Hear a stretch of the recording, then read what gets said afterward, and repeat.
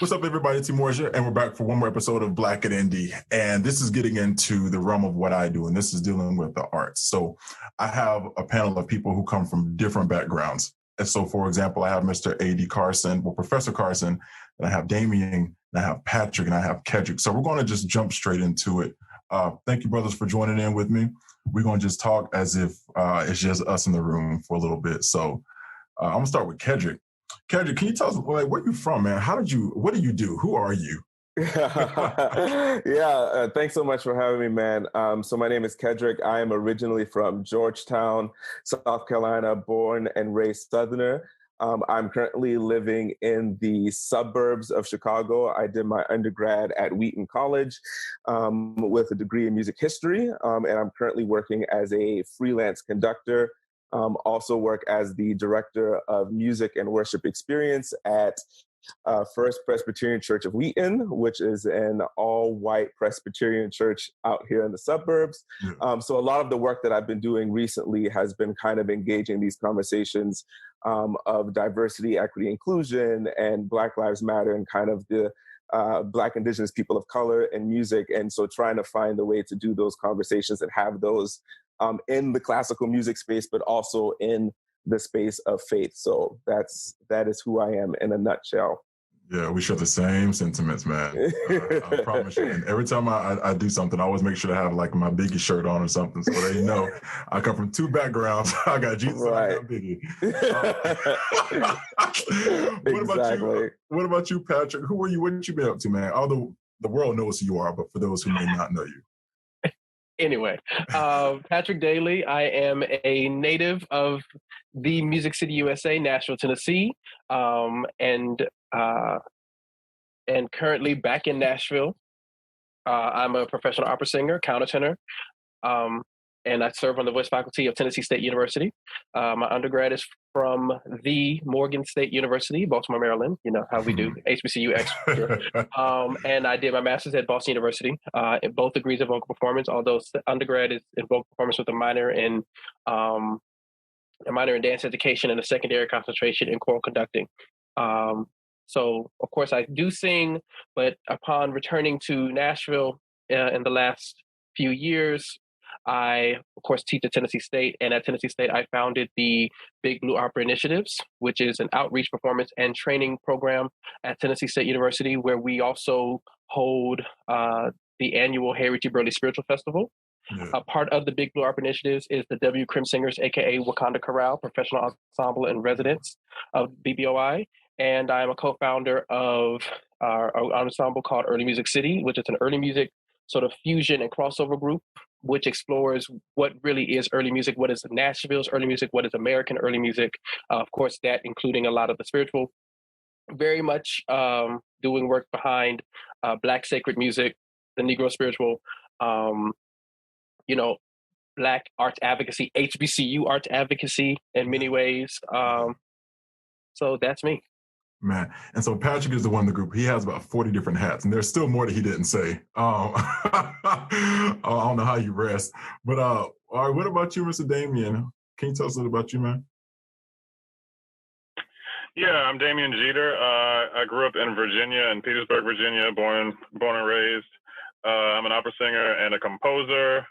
Also serve as an artistic advisor with Portland Opera. That's why I'm in my car right now, because I'm in between meetings. With these red seats. Listen. I'm trying to hide all the trash that's in my car.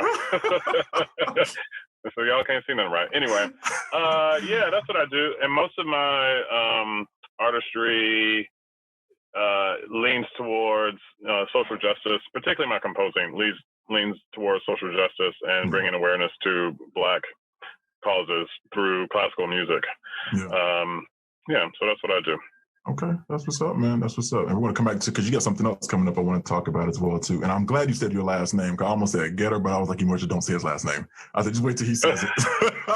Yeah. All right, bet. AD, man.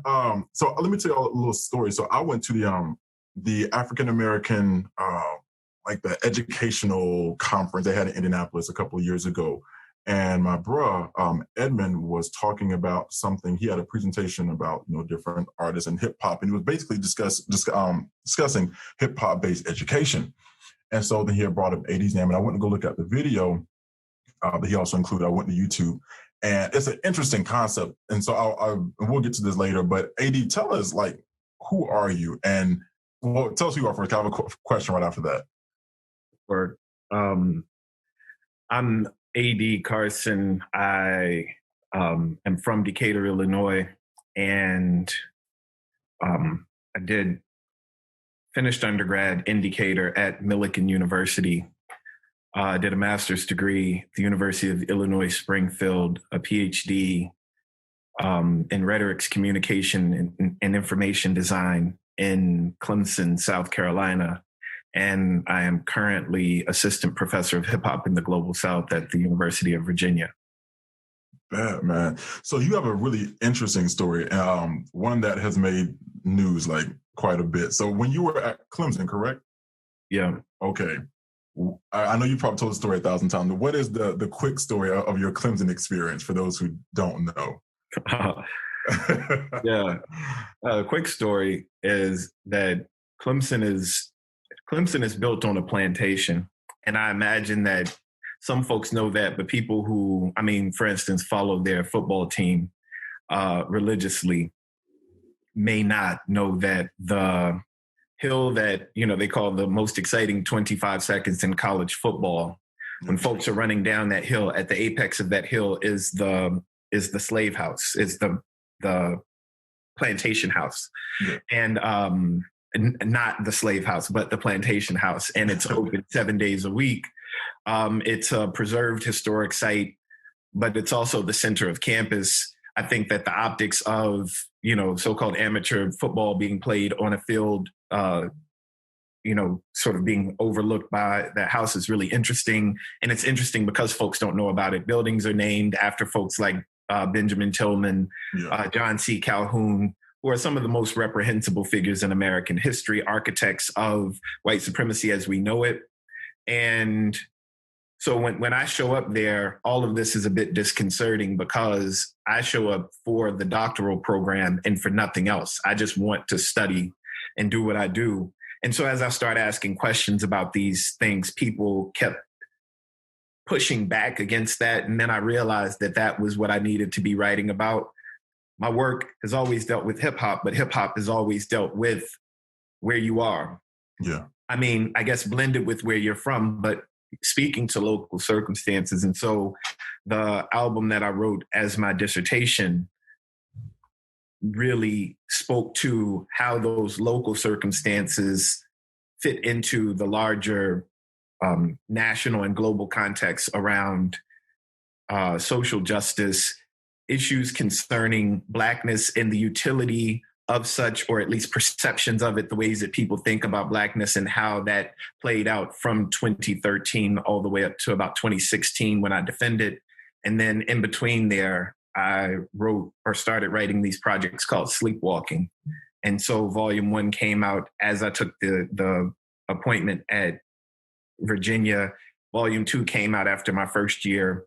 And then I did a mixtape in between called The Royale I was a sound designer for this production of The Royale here in Charlottesville. And I Used to Love to Dream, which just came out, I did with the University of Michigan Press.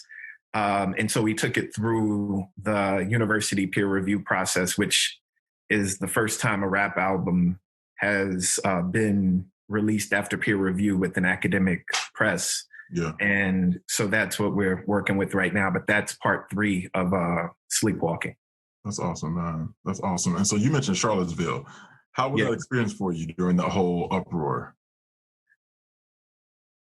Well, I don't think that it was so I guess if graduate education is about your entire life, then, maybe being in Clemson, South Carolina for 4 years is the kind of thing that would get you a doctorate in, American racial conflict, because all of the stuff that played out in Charlottesville seemed like it was brewing down there in Clemson, on campus and everywhere. So it wasn't surprising. It just seemed, I think, my mom's not too happy with me going from where I was to where I am, because, you know, she would prefer I be somewhere where the white supremacy is a little less overt. Yeah. I mean, I agree. I mean, for any parent, because my mom, she's doing the same thing. I'm like, Mom, I'm okay where I am, at least I think I am. We'll see what happens whenever election comes around. But no, you can never stop a mom from worrying. That's going to be it, man. And Damien, so you have a project that you're working on. So what are some elements that are part of your project that you have coming up? Are you talking about the cantata? Yeah. Yeah. I wrote a piece called Cantata for a More Hopeful Tomorrow, which is based on actually a Bach cantata. Well, actually only a small part of a Bach cantata.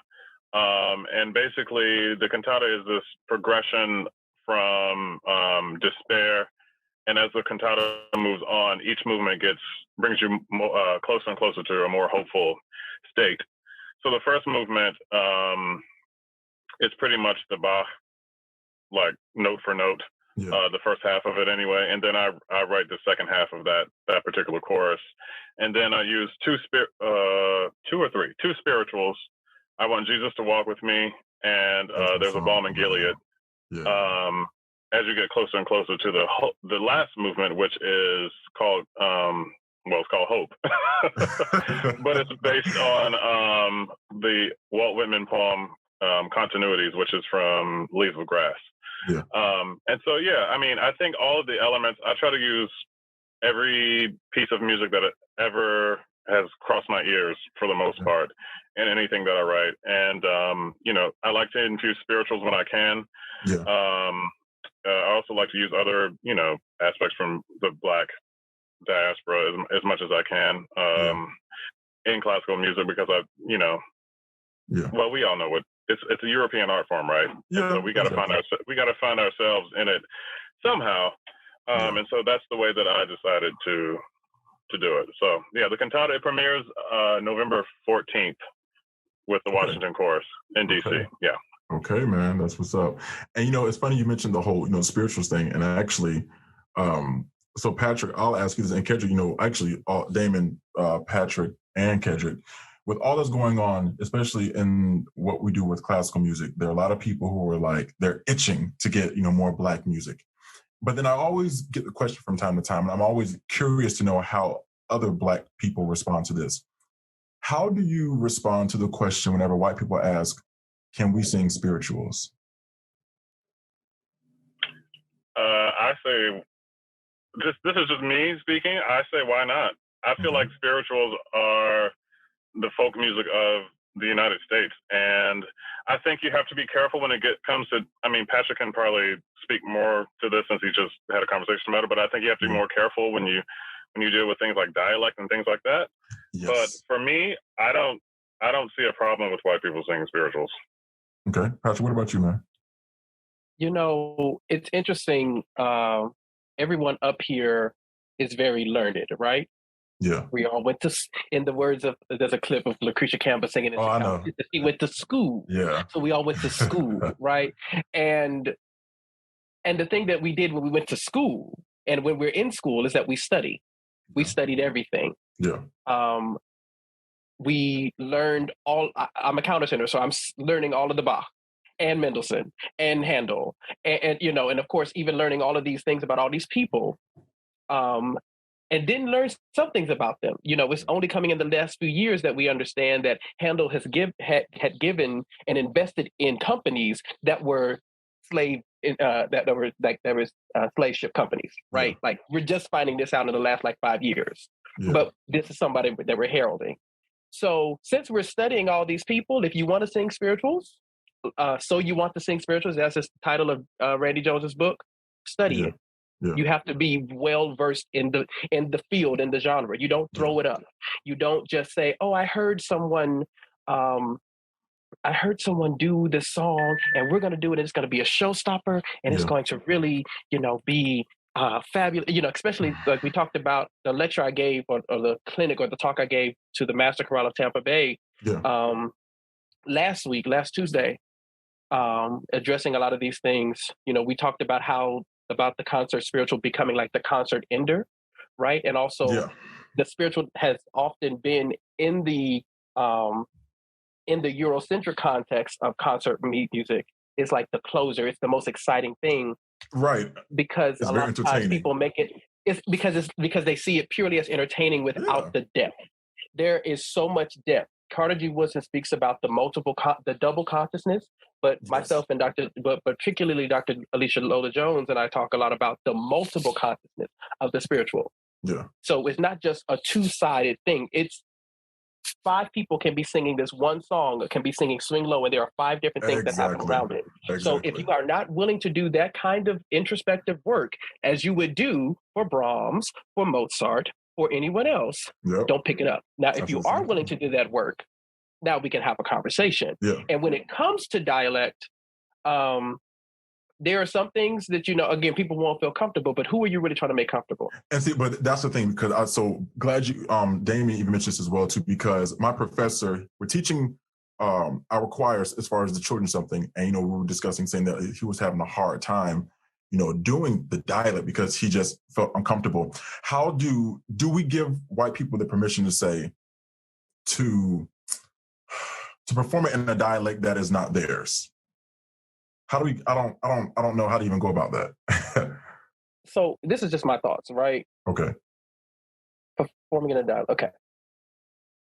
I would definitely there are things that you in practical ways. There are like simple things that you can do, so that it still has the aesthetic without being caricature, without being disrespectful. So, for instance, it's like something, "My Lord, what a morning." So not my, but "My Lord, what a morning." So keep it staying on the vowel. Stay on the vowel. We went to school. Stay on the vowel. Right. Stay on the vowel. You'll be fine. Right. Exactly. That's simple and practical. Even if you don't do the dialect, particularly like a song like Burley's setting of "Oh, wasn't that a wide river?" Right. Oh man. River being RIBBER. Exactly.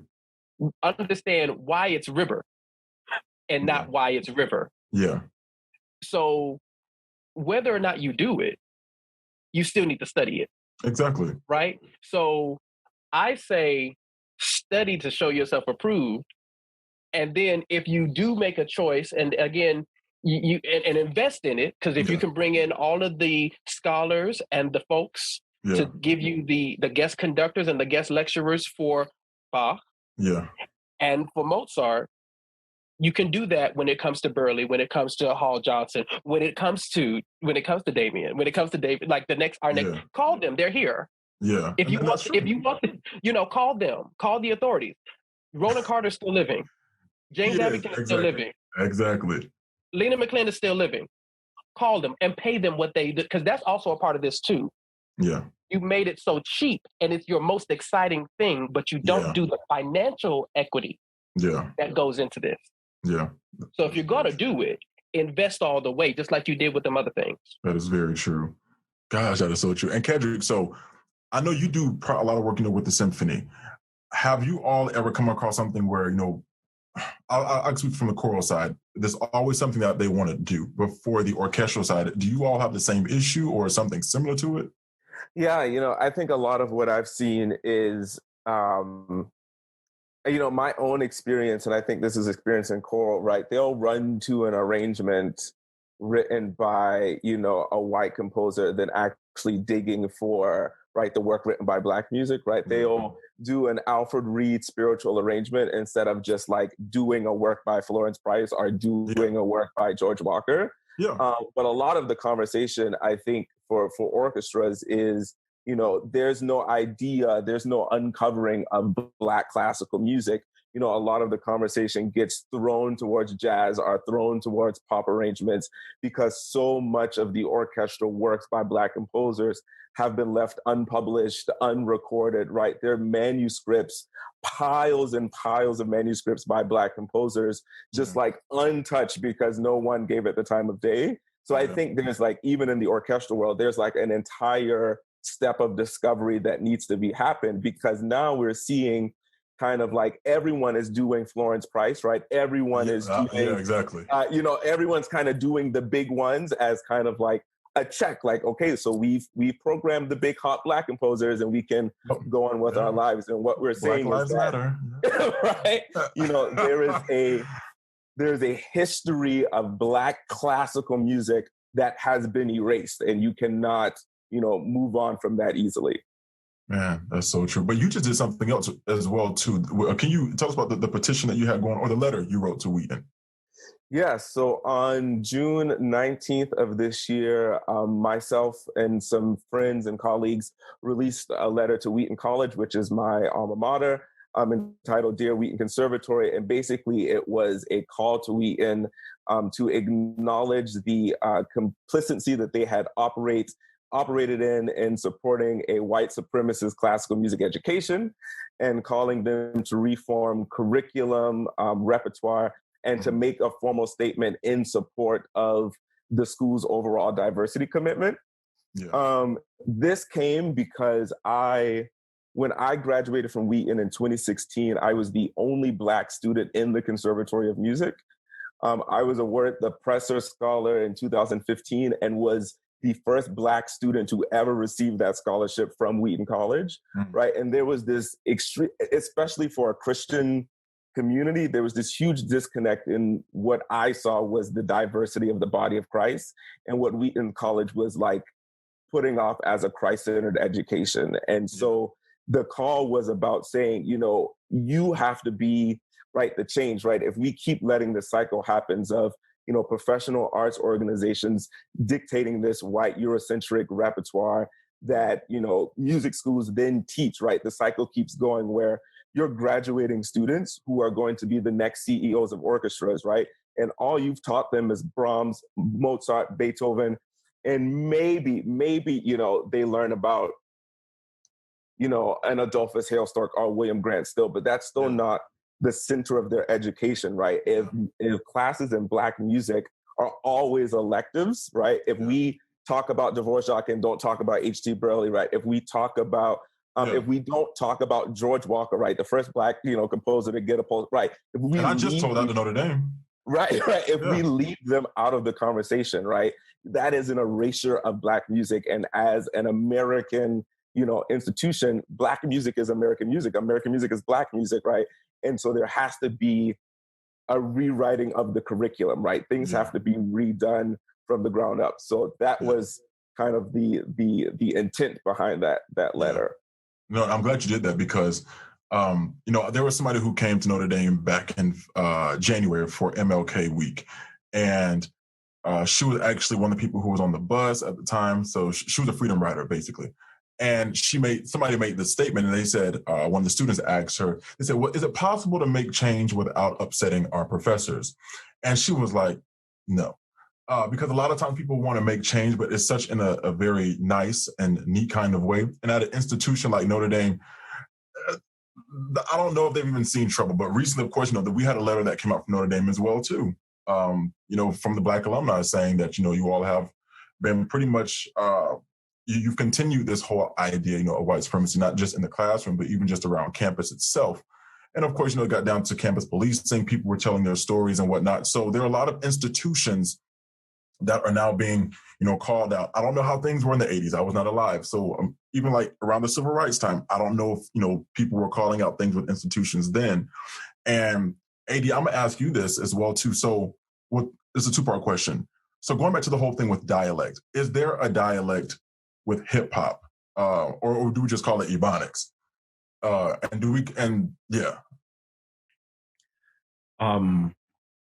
I think that there are, actually, I teach a class called The Black Voice. And, you know, Black is in scare quotes. Black voice is also in scare quotes because, you know, my thinking is that the thing that we are agreeing to when we say that we understand what somebody means when they say Black voice is a product of our listening practices much more than it's a product of anything that someone is performing correctly. And because it's a product of the way that we've been taught to listen, then people have learned to perform in such ways that people then call those authentic performances of Blackness. And so you'll hear someone like Lauren Kajikawa, who wrote the book Sounding Race in Rap Songs. And he quotes... I need that book. He quotes someone who was discussing Eminem that said that Eminem is the first white rapper who rapped like a white guy. And again, we understand what he means when he says that, is that like sonically or tonally, he's getting at something that folks understand to be like he's rapping in his white voice. Yeah. But then when you hear him talk, he's doing an entirely different performance. And it's like, oh, like he sounds like a dude from where he says he's from in Detroit. Yeah. And other people might say, he sounds Black when he talks. He sounds white when he raps. I think that's what they're getting at when they're describing him. And so in that way, I think that there were a lot of uncontroversial or less controversial white rappers that came before Eminem, with the exception, I guess, of Vanilla Ice. Yeah. But then we have to get into the performances of Blackness that exist in rap. And I think that those run the gamut. I mean, there are things that were really popular, but then there are all kinds of other things that go on. And if we were to try to pinpoint which of those are authentically Black performances and which ones are less authentic, then I think that we would be, we would be playing a silly game, number one, but I don't think that we would, what does the rubric for something like that look like? So I think that what is happening when folks call like particular performances in rap authentic, it has something to do with the ways that people are performing language, performing their voices. But I don't know, there's something racial that is going on all the time, but that racial thing that's going on is not just a product of what we hear. I think that it's also a product of what we see, and then we try to get those to correspond. Does what we hear match up with what we see? Man. And, Jennifer Stover, she writes about this in the Sonic Color Line. I teach both Kajikawa and Stover's texts for this course, among a whole lot of other people who are dealing with these questions of our listening and then these performance practices that kind of coincide with our listening practices. Yeah, it's funny, as you were talking, you were actually opening up this idea that I was actually just about to ask about. Have you ever read this book called The Race of Sound? Yeah. Okay. And so as you were talking, for those who don't know, when you were talking about in regards to, well, I'll say it this way. So on the back is in the line, in the description, it says, outline how the voice is linked to ideas of racial essentialism and authenticity. Eidsham, I believe how to say it correctly, untangles the relationship between race, gender, vocal technique, and timbre while addressing an under-theorized space of racial and ethnic performance. And it's funny, when I started reading that book, she started discussing, how some people would say Obama sounded white or this person sounded Black. How did we get to that point? And even the color. Before we even see someone's face, we hear them on the phone and we have this idea of how they sound. Oh, he sounds husky, or he sounds Black. It's funny how these concepts, developed and we just sort of stuck with it. So I don't know. I don't know, but it's interesting though. They say, what is it? Like practice makes perfect, and in this case, practice seems to make permanent. Yeah. And so if we have listening practices that allow us to be able to discern what is a Black voice, what is a white voice, what is, what is a masculine voice, what is an effeminate voice, any of these characteristics that we connect with the way that people perform their voices, then people are going to perform so that they are doing the thing that they believe matches their body, or they're doing the thing that matches how they want to present themselves. Yeah. And then you hear people say, the number of times that I've heard people say, can you start that sentence over because it sounded to me like you were rapping at me. And I'm like, are you serious? Yeah, how many? But also, on what planet am I going to walk up to you and then start rapping at you? This is not Hamilton. Like, that's not my life. So that's weird, number one. Right. But, some of it may have to do with those people. I mean, it has to do with a performance that I'm always engaging in. I hear myself. Yeah. And I'm aware. But, like, might it also have something to do with an expectation that folks have when they encounter me? Of course it is. Because that doesn't happen with absolute strangers. That happens with people who know that I'm a rapper. Mm-hmm. That happens with people who know that my title is Professor of Hip Hop. Exactly. And then they're like, oh, well, could you stop? Because you just did your Professor of Hip Hop thing to me. And I'm like, no, I didn't. That's what you heard. Oh, it was just getting so good. But listen, it's okay, because next week we'll be airing part 2. And before you leave, make sure that you subscribe to our YouTube channel below, because we don't want you to miss anything. Okay? See you next week.